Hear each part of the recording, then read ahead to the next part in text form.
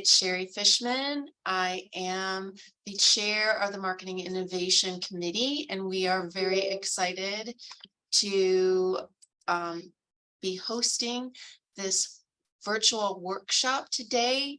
Thank you so much for joining us in the middle of summer to network with your fellow marketers and franchising. I want to kick it off because we have a ton to cover with these really juicy topics, and throw it to Brian Hicks, who is our moderator today from Franchise Supplier Network, to explain what we have in store for you. Awesome. Well, thank you very much, Sherry. For those that don't know me, as Sherry just mentioned, I'm Ryan Hicks with Franchise Supplier Network, and hope everyone is having a good day. And thank you very much for joining us today. So kind of quickly, top of house, if we could have everyone here on the call, go ahead and edit your name. So click those little three dots right there on next to your name, and put franchisee, franchise, or franchisor or supplier. Click the little participants drop down and click edit. That will help us get into the proper breakout. So put franchisor or supplier.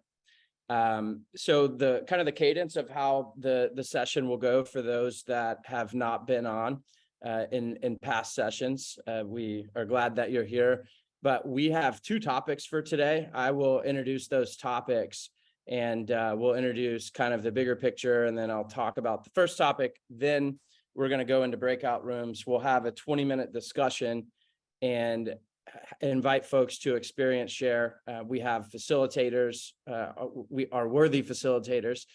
We'll be kind of facilitating that conversation, and then we will come back as a group and convene and get to listen to some of the top nuggets of wisdom from all the folks. Then we will do that cycle one more time. We'll go and discuss the second topic, go out to breakouts, and then we'll convene back here to share learnings. And so the meetings go quick. And again, thank you for being here and for your participation. So to introduce our facilitators really quickly, I will just list them off and you can say hello. We have Mary Hanola from Ularity. Mary from Ularity. We have Martha O'Gorman from Loyalty Brands. We have Brandy Klustra from Franworth, Jeremy Leduc from Bridgeline, and Sherry Fishman from Fishman PR. Did I miss anyone, by the way? Is that everyone? Yes, you missed me. I feel hurt. Oh, Robert. We have Robert Mitchell from WSI, my favorite. Sorry, Robert. So the session today is going to be focused on, and I guess I should say to all the facilitators, thank you very much for your leadership and for volunteering to do this. And a special thanks to Robert, since I left you out of that. But the session for today is focused on really franchise development. We're aware that there's probably a lot of folks that are focused on leading the consumer marketing elements. And then there's a lot of folks also where development kind of reports into yourself. And so this is obviously a really important topic. So we're going to be talking about building strong relationships with brokers. There's a lot of ancillary things included in that, and there's going to be a robust conversation around that. And then we're also going to be talking about unlocking organic lead generation. And I'm going to spend a little bit more time after the first round of topics to kind of tee that up and frame that, because I think there's a vernacular lingo, as Brandy we were chatting prior to coming into the main session, but I'll kind of dig into that a little more. But I'll make a couple of general statements and tee up the first topic. So the first general statement, for probably the obvious statement of the year, is the lifeblood of our organizations as franchise organizations is ultimately expansion. We're expanding across territories, and we as marketers, it's our role to put that marketing playbook in front of the franchisees to be great stewards of the brand fund dollars as well. And but we can't do that unless we're attracting new operators to our brand, and then thus spins the flywheel of franchise growth and franchise success. And it's a beautiful thing when all of those things are happening in unison. And so to kind of like look at it big picture, some brands grow solely through broker networks, so they do a really, really good job at that. Some brands through a single broker network, other through multiple broker networks, and other brands do not award licenses through broker networks to speak of. They grow organically, and organically isn't just, organic leads coming in through Google. Organically can kind of be teed up into you needing to generate the leads for your organization. And so what we're going to do is discuss both of these topics. And then, of course, there are a lot of brands with great success that grow through both of those strategies. And so today we're going to be discussing those strategies kind of on both sides of the house.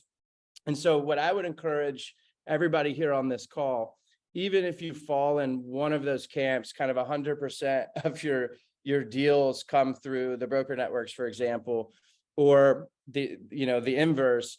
This session is really designed for you to be able to pick up a learning, to pick up a nugget or three that you can perhaps apply to your working strategies. Maybe it'll give you a new perspective and give you kind of a whole new strategy to focus on. So the first topic, as I've already talked about twice now, that we're going to go into breakout sessions momentarily on. The first topic is building strong relationships with brokers. We're going to discuss how to foster these relationships, strategies, learn from missteps, and a whole host of things. And so having that said, we'll go ahead and break out into the first round of discussions. When we reconvene, we'll get all the nuggets from each of the different groups. And then the second topic will be yet another really amazing discussion point. Thank you guys for being here, and we'll go ahead and break out into the breakout rooms. All right, welcome back, everybody. We'll give it another moment to make sure that everyone joins. All right, excited to hear about some of the conversations that went on. So what we're going to do is we're going to go around the horn to our different facilitators, and we will kick it off. Mary from Ularity, since I teed you up first, we'll kick it off with you and your group. Okay, love it. And I have to give a big shout out. Oh my goodness, where is she? But Christina McGarvey, she was really, really helpful talking in our group about some best practices and tips. So thank you. And we really heard a lot about immediate and consistent feedback, how important that is, making sure to keep a consistent line of communication and keep them updated about candidates. And also just the importance of how some of the relationships might be like friendships. And then it's important to nurture and build those personal relationships and make sure that you understand the ideal persona that these brands are looking for. Beautiful. Thank you very much, Mary.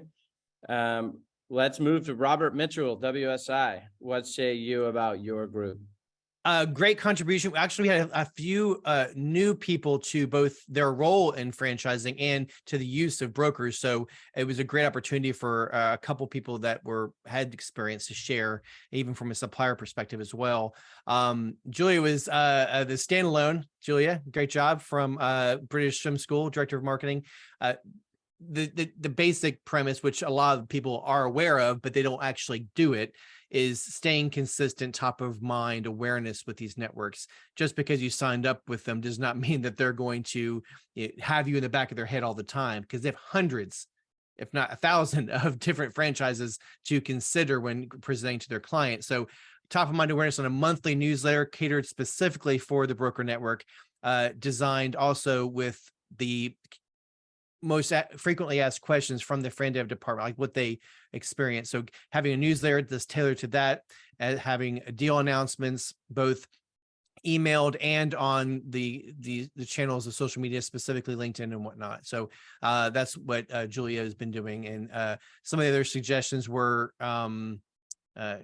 more asking, about whether they're worth it. And so that's another question for their time. But yeah, that's what we have to contribute.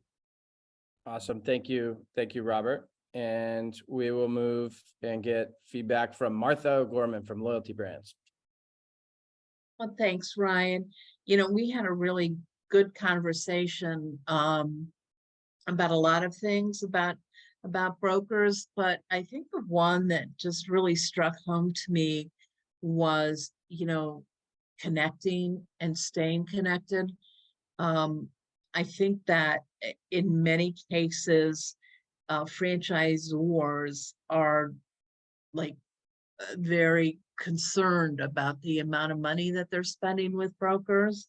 And to me, I think that you should understand that bringing those folks in through a broker, at least in my experience, has been that these folks are educated to your brand and have been given a lot of really great information.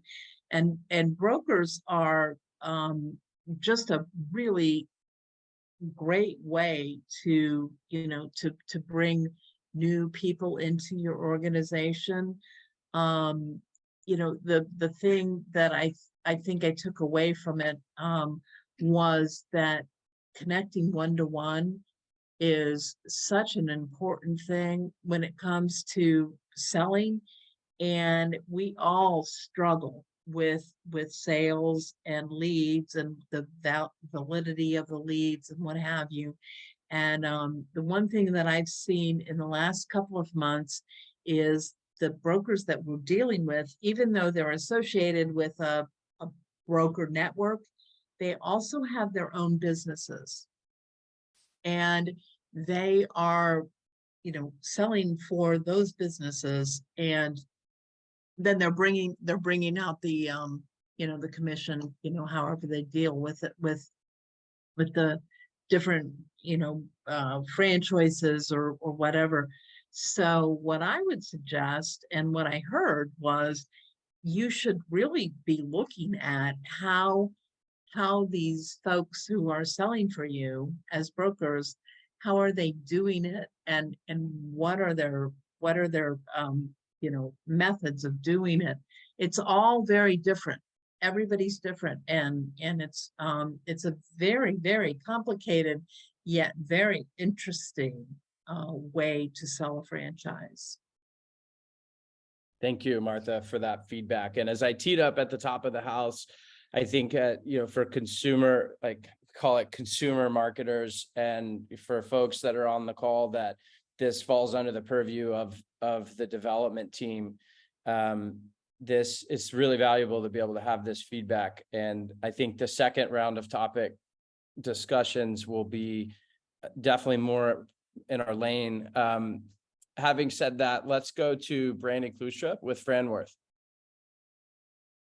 All right, thank you. And I must do a shout out to Josh Patrick from Kickstrong. He really had a ton of information in regards to brokers and developing relationships. So the group, though, overall was great. We talked about, building successful relationships and the importance of just getting back to brokers quickly and efficiently, and giving them updates on, just areas, territories that are available and those that have sold.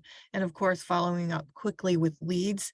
Those are key to building success, right? That's really achieving the goal of everyone wants, is selling businesses. The next is, I think this is a really great point, is don't start a broker relationship unless you have the time to start the relationship and evolve and develop things, because often, I know I've seen this with emerging brands, you're gung-ho to sell the business, but you don't necessarily have that person that's going to do all these things that I just mentioned, provide the updates on territory sold, what's available, follow up on leads. And that's really how you end up, potentially hurting relationships and needing to repair relationships. So don't do that. Be sure you're ready to start.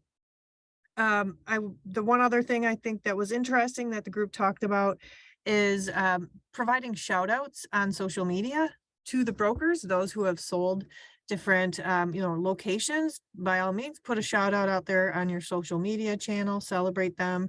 Thank you, Debbie Adams from Neighborly, for sharing that with us. I think that's a really great nugget, and something that I think everyone wants to see is a shout out if they do sell a business. Let's see, next, a couple of takeaways as far as key attributes of qualities that brokers look for in brands.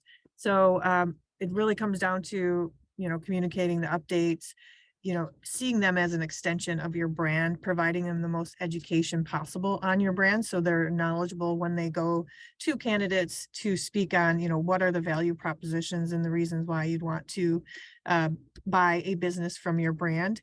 The other thing that was mentioned is that, brokers, it is a significant investment, as just mentioned. So it's really important to track the leads that are being generated from the broker and evaluate if this is something that's really working or not for your business, because as we all know, there are many verticals that we can go into to generate leads to sell your brand.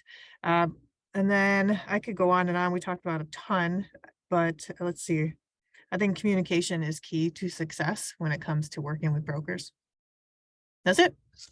Excellent feedback, Brandy. We have two more. We will go to Jeremy Leduc with Bridgeline. Hey, thanks, Ryan. Yeah, we had an interesting group because all three of our franchisors were actually just getting into broker networks.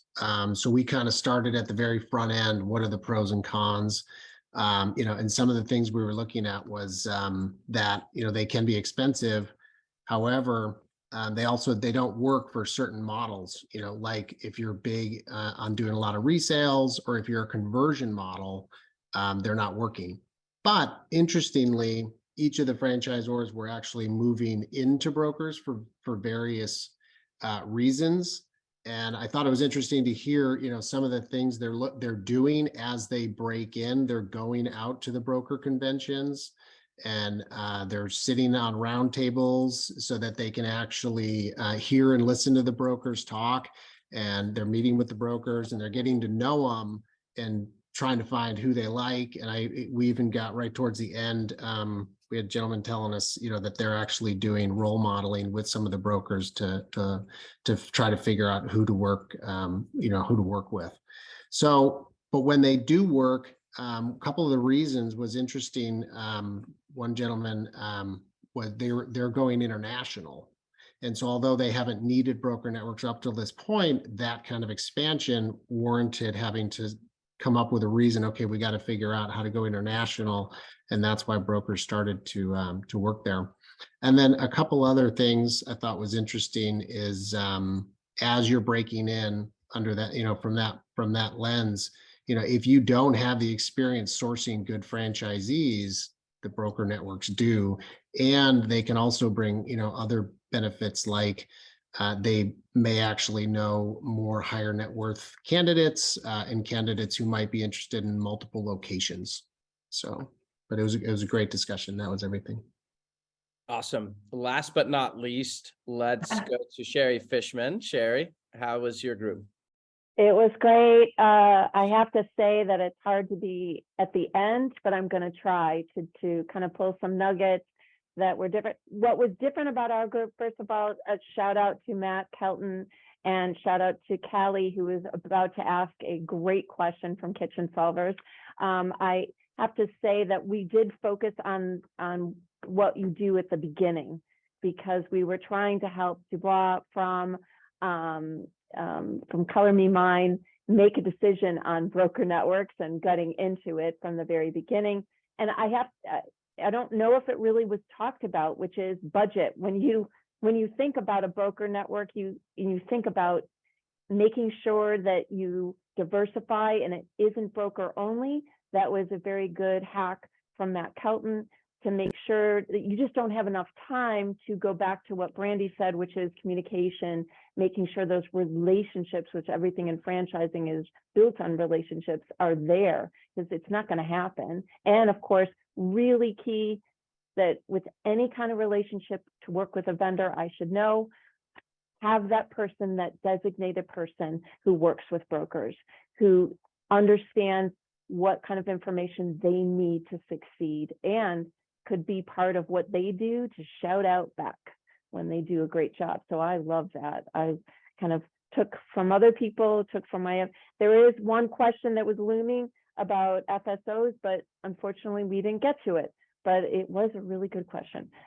Just about what role the broker plays in the whole, in that whole relationship, whether they like being in the middle, but we could go on forever on this. I know we have to go to the next topic. excellent feedback all the way around. And Sherry brought something up that's really the underpinning of franchising, which is that relationship. And so approaching it with that in mind, I thought that was also excellent feedback on the dedicated person. For those that are on the call that aren't aware of what FSOs are, they're franchise sales organizations. They typically have relationships within the brokerage groups, and they can help jumpstart sales and penetration into broker networks. So maybe we'll discuss that in the future. We will go ahead and move to the second topic, and I'll say that we're doing really nicely on time. So we're going to get you guys out of here. We should be getting you out of here before our allotted time is up. And the second topic is a meaty topic. And it is unlocking organic lead generation. And by organic, that could mean leads that find you on your website. It could be referrals, happy franchisees, fans of the brand. A lot of franchise organizations grow organically kind of from the beginning because it's just something that spreads. It's contagious. It's something that customers come in and they ask, are you franchising? And they desire to get into business ownership. And so a lot of that stuff just happens naturally. And so I would personally frame this conversation, and it's ultimately up to the facilitators how you want to frame it, but I would frame, this topic, unlocking organic lead generation, and maybe expand that out a little bit more to include really all lead gen tactics, because the way that we kind of started off talking about broker relationships, and we laid out that certain brands grow up solely through broker networks, and then other brands do not. So for purposes of this talk, all things organic, but as well as, outbound prospecting, PR, paid advertising, I would really challenge us to have a conversation around the best ways to get qualified prospects into our brand, and ultimately finding new ways to generate those leads. Organic and paid activities will really help fuel the growth of the brand. It strengthens the value prop for your existing franchisees as the brand grows. And so we will go ahead and go out to this breakout topic. I would encourage folks to experience share, to talk about your insights, your successes, your challenges, which is great because folks in the group can also speak to those challenges. We have a lot of good brain trust here. And by doing so, we'll be able to learn from each other. So we will go to the second round of breakouts, and we'll see you back here in 20-ish minutes.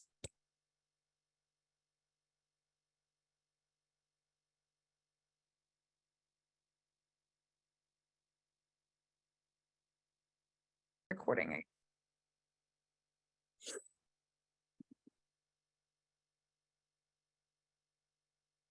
4, 3.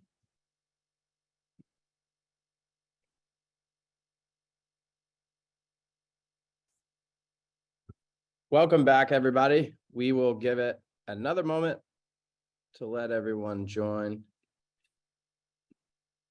All right, I'm excited to hear the conversations from this session. We will go in reverse order this time, and we will start with Sherry Fishman. Sherry, would love to hear the feedback from your group. Wow, I'm first. How about that? That's crazy. Sherry, Well, before you go, I'll share something fun with the group. So since we're ahead of time schedule, so this is the coffee mug that I'm rocking from Zach Fishman's place here in Chicago. This was in his cupboard. But anyways, go ahead. I'm sure he's going to love that you did that.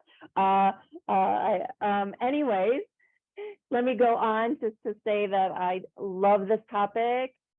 So much to talk about. What we really discovered, and I have to say that I have a shout out to Ankit from MFB Expositions. He killed it with providing everything to start the conversation. He said, when we talk about organic, and of course being MFB and being responsible for the largest expo in franchising, is an organic way in which we can generate leads. So great for that.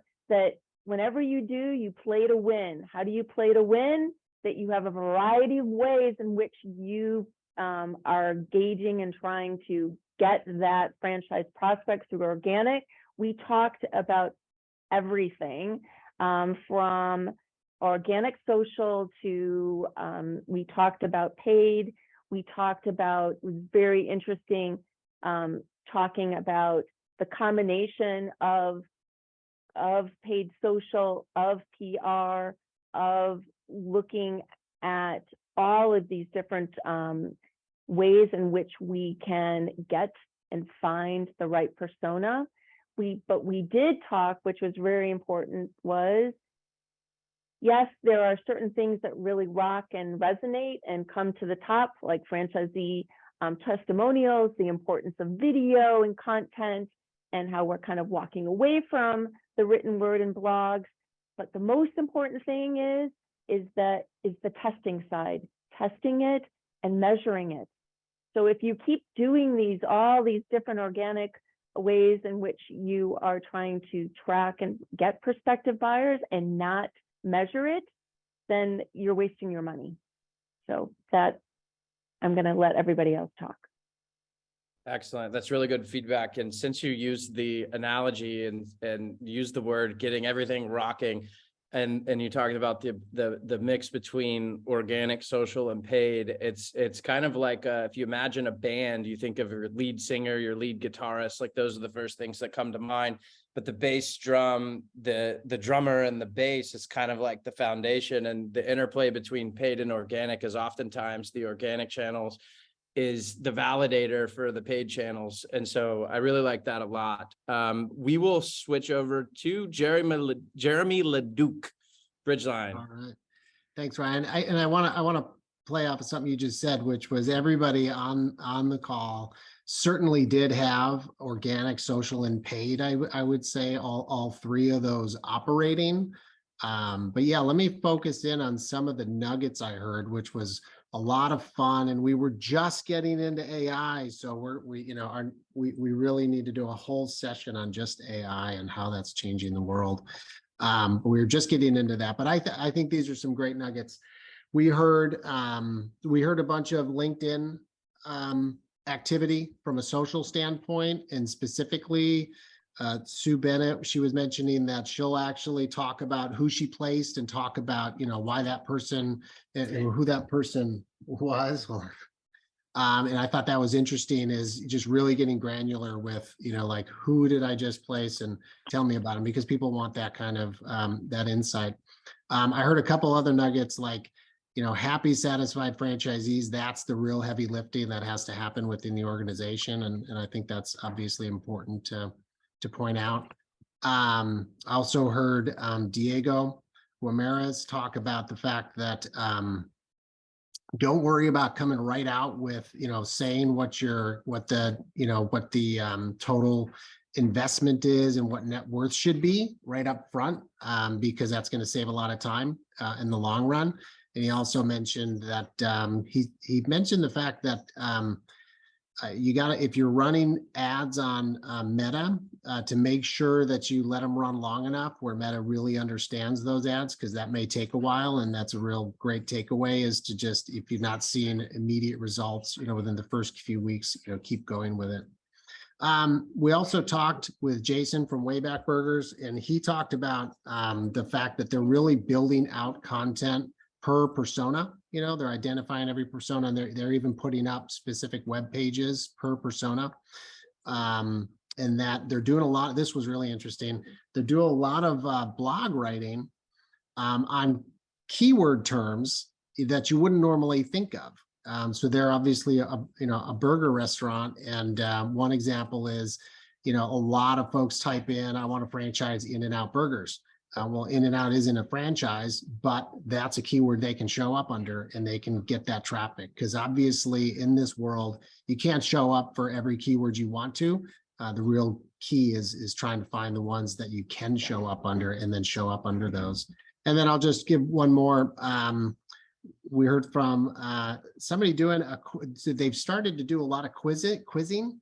They're actually getting their audience engaged with doing quizzes like, do you want to make more money, or, what kind of career are you looking for? And, what are your goals and what motivates you? And that's been helping a lot from an engagement standpoint, but also following up and knowing something about who you're talking to and being able to really have a conversation that's meaningful right out of the gate. So. Jeremy, was that tool for how they're creating those quizzes, was that mentioned on the call or no? All virtual advisor. Got it. Okay. Awesome feedback. Really good feedback. Brandy Klustra, what say you? Hello. All right. We didn't get to AI, but we had a great conversation, and we started with, what have we seen as been most successful to boost lead gen. And Ben at FranFund started by just talking through a recent initiative that they put in place, where if someone went to their website and didn't sign up for their live webinar, they then did a remarketing campaign. And those who didn't fill out that registration form, they again got in front of them again with the remarketing campaign, and that increased their registration numbers by 70%. So I think that's great. Back marketing to those people that already showed interest is really an important low-hanging fruit in the FranDev lead gen space. And then the other was, we talked through education. One of the things that Trevor mentioned was he creates a lot of videos in franchising, and often those candidates want to be further educated on the business that they're buying. So they want to know, what is it? What are the 5 secrets to drive sales? What type of service would they be providing if they were to buy the business? So a video is the quickest way to get, communicate those types of things. So I know Trevor has done a lot of those types of videos in the franchise space. And I will say that this ties back to, I think, what Sherry was sharing in regards to blog writing, or no, that was Jeremy. Sorry, Jeremy. But in the blog space, there's so much opportunity there to write, again, more educational type content around being a franchise owner. So, that sort of transitions into content marketing. How does it play a part into lead gen? Is you can really start to answer those questions that you see on the, search results page of Google, that are things like, if I own a lash lounge, what type of service am I going to be providing? People want to know those things. So, just writing blogs to answer those questions that potential candidates may be asking. And then I will say, Greg, he went old school, and I don't think this is old school. This is actually a tried and true method that we're seeing with our brands, is in order to boost lead gen, is just like, consider the average buyer has to see your brand, your messaging 5 to 10 times. You must have those 5 to 10 touch points. So maybe Google AdWords, visit locations, collateral. One of the things that we do is we have what we call inside the 4 walls marketing. So each studio, salon, brick and mortar, they have a decal on the door that then takes them to the FranDev site where they can request more information. One thing that Trevor said, which I thought was a great idea, is why not have different QR codes within the, within the stores, studios, and actually take those potential candidates to a video that is, a franchisee talking about how great it is to own your business. So we talked about a lot. I feel like I could continue going on and on. Oh, one thing I will say, Kristen did say that it's so important as an emerging business to make sure your messaging to your consumer and your buyer is different. Otherwise, you might end up getting the wrong candidates. I know with some of our beauty brands, we just have people that come in to provide the service if the targeting for franchise development isn't correct and isn't right. So you really have to make sure that you're speaking to your, your buyer persona. And one other thing that Christina shared with us that I think is great and everyone on the call should know is, if you want to better understand your personas, you can actually do some sort of like personality testing with your existing Zs through Zoracle. That's something I know I want to look into. And then Markery is another, FranDev marketing company that can help you better understand your personas of your existing franchisees. So again, really important to have the messaging right for your for who you're targeting. And as Sherry said, test and measure, otherwise you're wasting money. Excellent feedback. And that's always a really good exercise. There are a number of ways to also look at data as your system gets to a certain size, to look at data of, your existing franchisees and find connection points that, you wouldn't immediately jump off top of mind and think of, and therefore you can really understand those personas and be able to go target that better in different locales. So really good stuff. Let's go to Martha O'Gorman. Thanks, Ryan. My gosh, there's so much here that my head is kind of swimming, but one of the things that I think all of us can agree upon is that our FranDev website needs to be relevant. And I've struggled with this in many situations. We have several brands, and so of course keeping track of your website and what it is saying to people and what information they're getting from it is so key. And I think that my group really agreed that the FranDev website must be relevant. And if you look at some of the research that's out there, and they talk about why people pick your brand, at least to look at in terms of a franchise opportunity, they're doing all kinds of research before they ever even get in touch with you. And that's a scary thing, because you really don't know what are they seeing and what's making them happy and what's turning them off. So I think we all need to be really very attuned to, what is our website saying when it comes to our FranDev opportunity. And then that goes to the next point of someone in our group brought up the fact that they had been looking at franchise opportunities and were turned off by the lack of knowledge of the FranDev team. And I understand that 100%. I'm sure all of you have heard that or seen that within your organizations or within other organizations, that if you get somebody who can answer the questions, and maybe not even be able to answer the questions, but at least to project the right attitude and the right personality to make somebody feel comfortable with the fact that they're getting ready to invest, in many cases, a lot of their life savings into your franchise opportunity. And it's a very critical piece of why people buy, is because of the person that they're dealing with. So kind of goes back to what we were talking about with brokers. I think that brokers, because of the fact that they're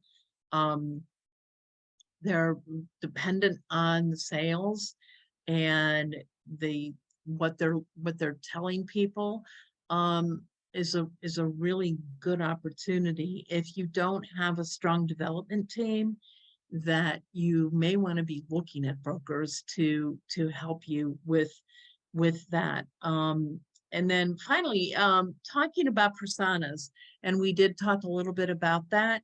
Personas can be a very tricky situation, because a persona could look the same for 5 or 6 different types of people.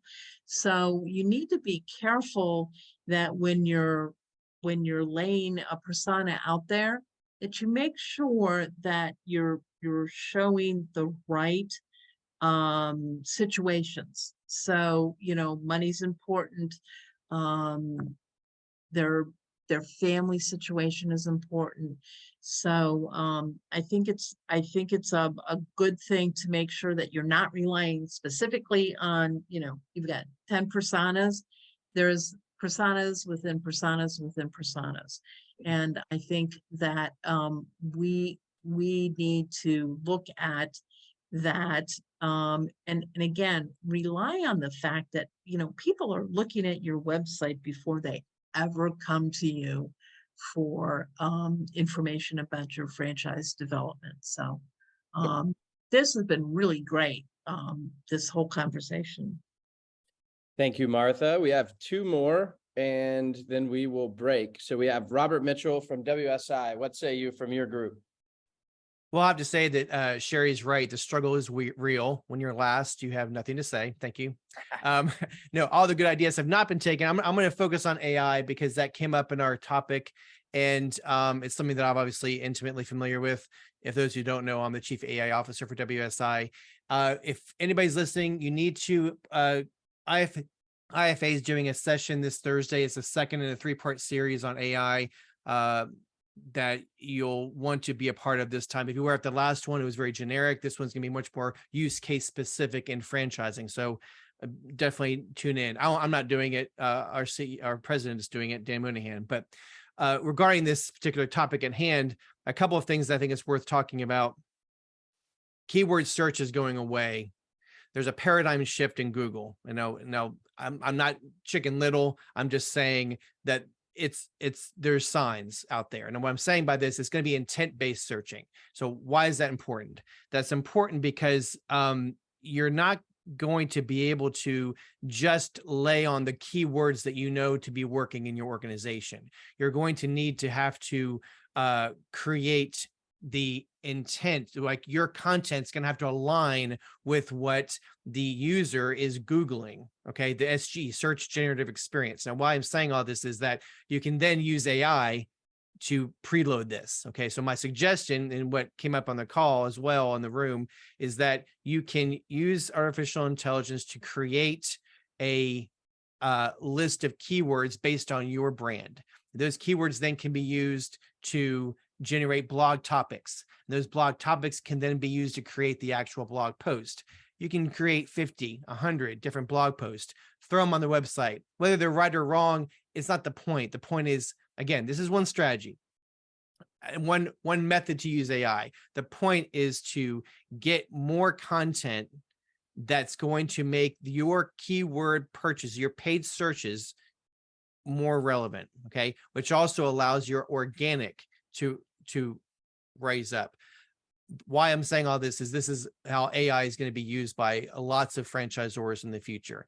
If you have any more questions, ask me later. But I guess my point is that this was a way for us as franchisors to start curating a first party data as opposed to third party, where instead of relying on other networks to find our people, networks meaning in the Facebooks of the world, the YouTubes of the world, the other social media, we can create a audience that we can curate, and we can generate ourselves by having AI help us. Anyway, one more thing I'll say from our group that was quite interesting was Matt's contribution of a revival campaign. Somebody kind of said it, but basically dead leads get a newsletter every month. And one of his most successful methods of getting new franchises into the system was that revival campaign. So don't let dead leads die. They are still possibly revivable. All right. That's my contribution. Thank you very much. One other point on the content side is that your video content and contents in different mediums, even not written word, that content is also transcribed on the back ends of a lot of these platforms and can also be indexed. We will go to Mary from Eularity last breakout. Yeah, no, I mean it when I say I feel like every single thing's been covered. I think each person had really great points, and we really did talk a lot about content creation and what that means behind the scenes, website visitation, and how to harness really great SEO results, and really just making sure that you have a great kind of front-facing place to go. And then also with generating actual leads, it depends on really identifying your ICP and your buyer persona and making sure to utilize that. And yeah, everything else has pretty much been covered. Beautiful. We will go to Sherry and Marcella for final thoughts. I think there's an announcement or two, Sherry. Yes. There is a really important for you all to note that we should all think about and consider registering to go to Capitol Hill September 11th through the 13th for our Franchise Action Network, our advocacy, where we go and meet with our government officials to talk about the importance of supporting and protecting franchising. So it is absolutely key that you talk, especially franchisors and franchisees on this call. It is important not only to go, but also to support by being there and also giving to our PAC. So I even added that too. How about that, Marcella? That sounds great. Yeah, nothing to add on that. And also our Emerging Franchisor Conference is opening registration this week. So for any emerging brands on here, would welcome you to register for that event. Thank you. All right. Thank you, everybody, for joining. We will be distributing some notes from this call in about a week or so as well. And have a very good rest of the week. Thank you, guys. Thank you. Thanks, everybody. Have a good week. Bye-bye. Bye. Thanks, Ryan. Thank you.